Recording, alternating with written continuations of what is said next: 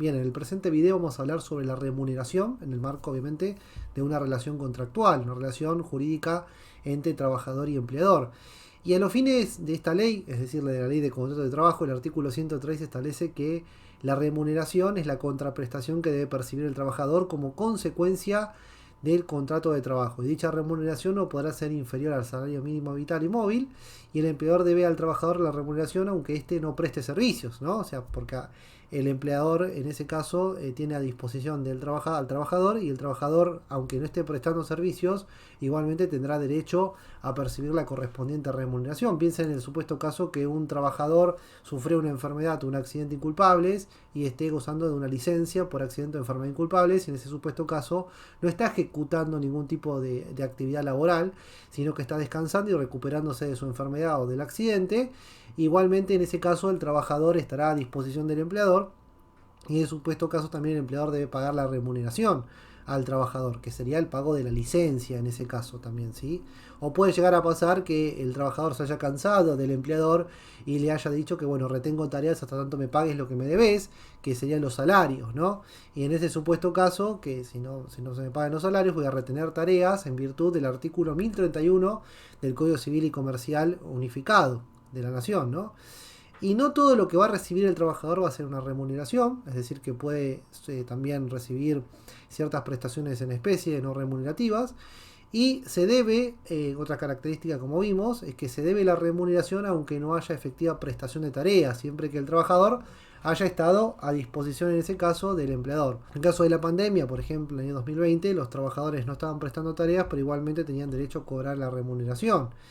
Y el salario, como vamos a ver, tiene carácter remuneratorio. Es decir, que hay prestaciones que tienen carácter rubros remuneratorios y rubros no remuneratorios.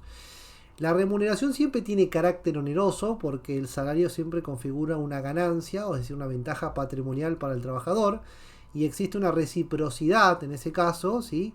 De las prestaciones entre las partes. No obstante, el trabajador percibe otros rubros que no son considerados remuneratorios, como por ejemplo beneficios sociales y viáticos. Entre las características de la remuneración está el que es patrimonial, configura una ganancia, ingresa al patrimonio del trabajador, es igual, en ese caso rige el principio constitucional del artículo 14 bis, es decir, igual remuneración por igual tarea. Es justa la remuneración porque a igual tarea igual remuneración. Hace mención a la prohibición de los tratos discriminatorios, es decir, la discriminación negativa, ¿sí? Tiene carácter alimentario la remuneración, constituye el medio mediante el cual el trabajador dependiente y su familia pasa a subsistir. Es insustituible porque no puede reemplazarse por otras formas de pago, por ejemplo por beneficios sociales.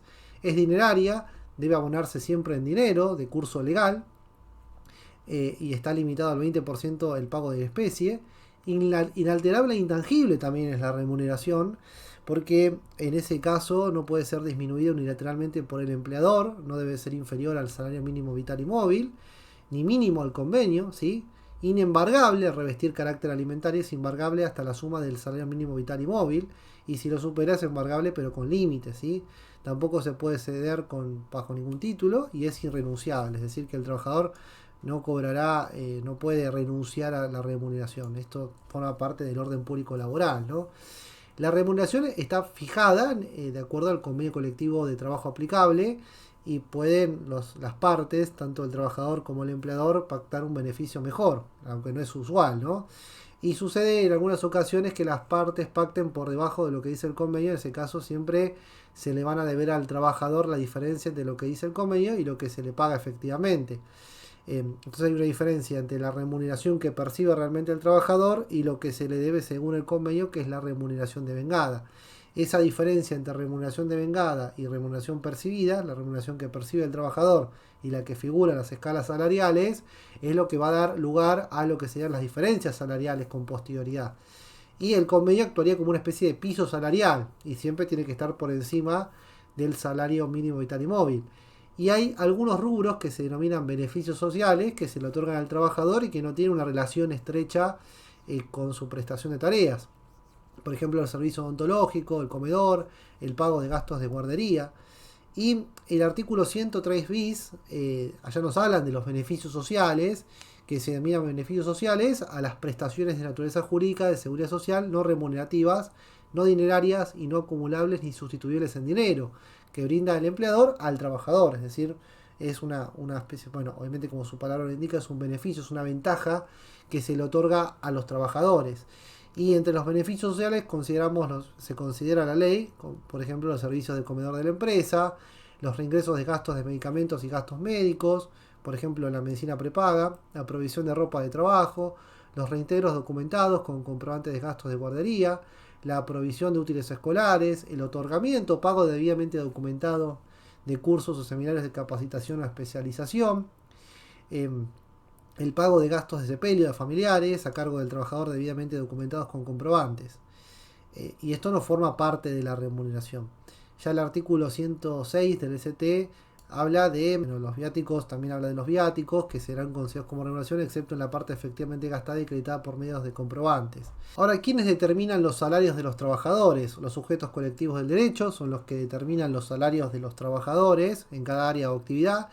Y estos son las entidades sindicales, las cámaras empresariales, y en las negociaciones paritarias se reúnen para determinar las escalas salariales aplicables a los trabajadores. Y también estos acuerdos también tienen que ser, en ese caso, homologados por el Ministerio de Trabajo de la Nación, que es el órgano competente, es la autoridad de aplicación para intervenir en este tipo de acuerdos. Y para determinar el salario, esto es muy importante, por unidad de tiempo, por ejemplo mes, quincena, semana o día, se puede determinar el salario por destajo, por ejemplo por producción, es decir que por cada elemento que se produce se podrá llegar a pagar una determinada cantidad de dinero, por comisiones, ya sean individuales o colectivas, se le va a pagar un porcentaje por cada venta de un automóvil al trabajador, por prima, si se llega a una cantidad de ventas al mes se le va a otorgar una prima al empleado. Gratificaciones, que es un pago espontáneo y discrecional del empleador por un aniversario de la fundación del establecimiento o por los buenos servicios prestados a la empresa.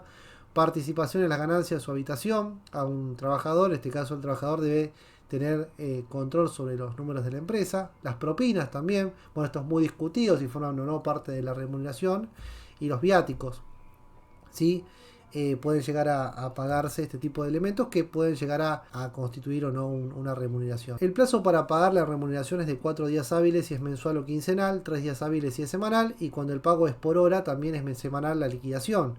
En un día hábil dentro de su jornada de trabajo y en el establecimiento donde trabajó se debe efectivizar esto.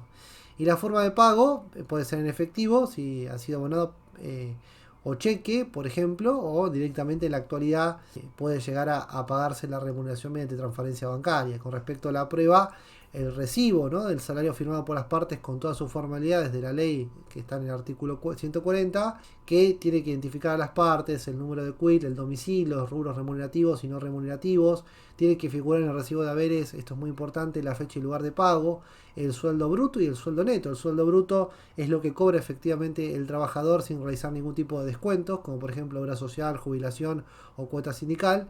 Y el sueldo neto es lo que el trabajador recibe en el bolsillo. El adelanto de sueldo también puede llegar a producirse un adelanto de sueldo cuando el trabajador no le alcance el dinero, y nunca va a ser mayor al 50% del salario. Y debe estar obviamente justificado lo que sería el adelanto de sueldo, ¿no? Puede enviarse, por ejemplo, un telegrama explicando el por qué se necesita ese adelanto. Luego tenemos el salario anual complementario, que es el SAC, y se entiende por sueldo anual complementario la 12ª parte total de las remuneraciones definidas en el artículo 103 de la ley, percibidas por el trabajador en el respectivo año calendario. Es decir que el salario anual complementario, es decir, el aguinaldo, se va a cobrar en los meses de junio y diciembre, y generalmente se lo concibe como la mitad de la mejor remuneración de ese periodo. Hay 2 semestres que van de enero a junio y de julio a diciembre. En esos 2 semestres se van a percibir 2 SAC, ¿sí? Y se va devengando mes a mes o día a día, como dice mucha jurisprudencia.